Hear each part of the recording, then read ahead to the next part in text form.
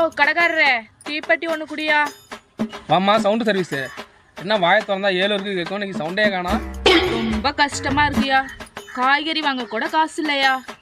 அதுக்கு என்ன, நம்ம கடையில் வாங்கிக்க வேண்டியதானே. யாயா, காய்கறிங்க கூட உன் கடையில் கடனா வாங்கிடுவேன். வீட்டு செலவுக்கு என்னயா பண்ணுறது? கோச்சிக்காம ஒரு 1000 ரூபாய் கடன் கூட.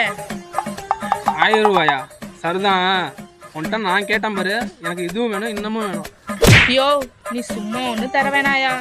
ரேஷன் கார்டு தரேன், அதை வச்சுக்கிட்டு காசு குடியா. என்னது ரேஷன் கார்டு? மோ எல்லாம் பொம்பளையாமா? 1000 கஷ்டம் வரலாமா? அதுக்குன்னு வந்து சாப்பாடு போகிற அந்த ரேஷன் கார்டை வந்து நீ கொடுக்குறாங்க, அதெல்லாம் தப்புமா. உனக்கு 1000 ரூபா தானே, நான் பணம் தரேன். நீ இன்னும் ரேஷன் கார்டெலாம் கொடுக்க வேணாம். இப்படிதாயா பணம் வாங்கிட்டு இருக்காங்க, அதாயா கேட்டேன். கோச்சுக்காதையா.